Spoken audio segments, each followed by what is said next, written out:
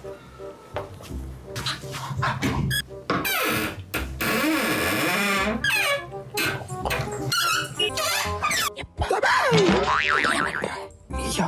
அம்மா பிறந்தாள் திருத்த வேண்டாமா? அதுக்கு எங்க வீட்டுல திருட்டுவியா? இப்ப நீ எடுக்கிறியா இல்லையா? முடியாது. அப்ப திருப்பி யாரா வராங்களா? ஓகே. வண்ண மாதிரி 4 மக்கள் இருந்தா எல்லா வீட்டையும் தேடிடுவேன். நம்ம பீரா ஃபுல்லா தங்கம் வைரமா வச்சிருக்க மாதிரி ஃபுல்லா போடவேன். இதை திருடுறதுக்கு இந்த பாடுபட வேண்டியிருக்கு. இப்படி கஷ்டப்பட்டு தரன்னு இழுத்துட்டு போனது நானு. ஆனா கடைசியில ஒண்ணு பண்ணுவா பாருங்க.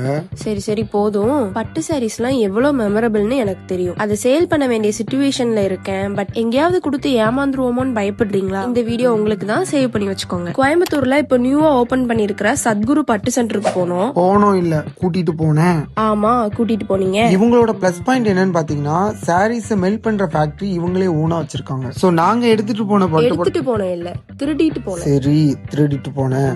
இதோட வேல்யூ தெரியாம வீட்லயே வச்சிருக்கானே.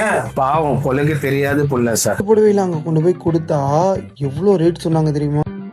1,25,000 இல்ல, காசை குடுக்கற வரைக்கும் நான் நம்பவே இல்ல.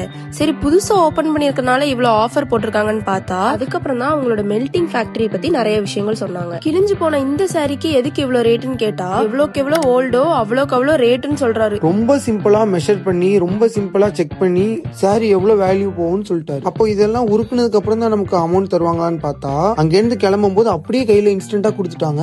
கிட்ட கொரியர் ஆப்ஷன் கூட இருக்கு. சோ நீங்க நேர்ல போகணும்னு கூட அவசியம் இல்ல. வாட்ஸ்அப்ல நீங்க சாரியோட போட்டோ அனுப்பினாலே அது எவ்வளவு வேல்யூ போகும்னு பார்த்து சொல்லிடுவாங்க. இல்ல, நிறைய இருக்கு, நேர்ல தான் போகணும்னு ஆசைப்படுறேன் அப்படின்னு நினைச்சீங்கன்னா பெங்களூர், சென்னை, கோயம்புத்தூர்ல உங்களுக்கு பிரான்ச்சஸ் இருக்கு.